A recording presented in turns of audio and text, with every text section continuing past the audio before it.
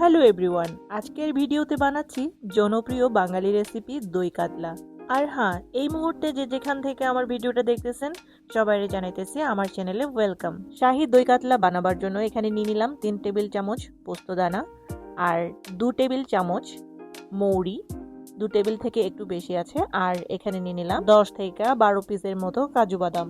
ফোড়ন দেওয়ার জন্য নিয়ে নিলাম 3টা শুকনো লঙ্কা, এলাচ, দারচিনি, লবঙ্গ আর 1 পিস তেজপাতা। বাকি সব উপকরণ সহজে পাইলেও এই পোস্তদানা পাইতে কিন্তু অনেক কষ্ট হয়ে গেছিল।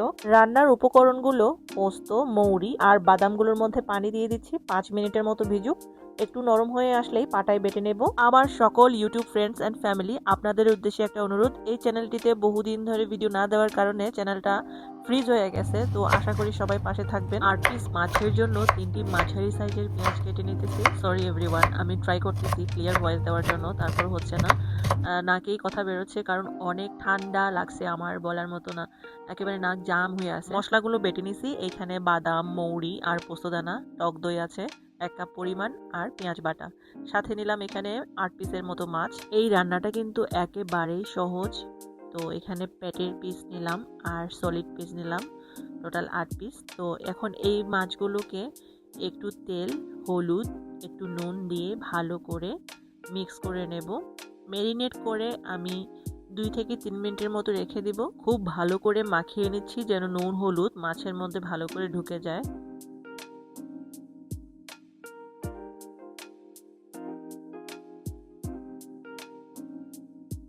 অলরেডি মাছ ম্যারিনেট করা হয়ে গেছে।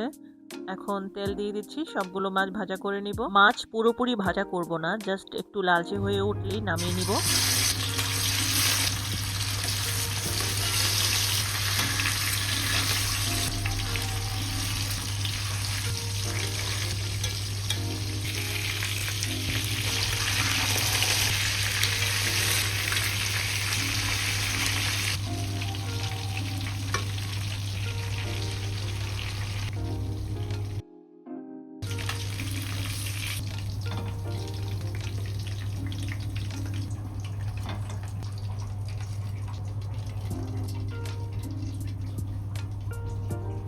নতুন করে কোনো তেল দিলাম না, এখানে মাছ ভাজার তেলের মধ্যেই সব গরম মশলাগুলো দিয়ে একটু নাড়াচাড়া করে এখন দিয়ে দিচ্ছি পেঁয়াজ বাটা।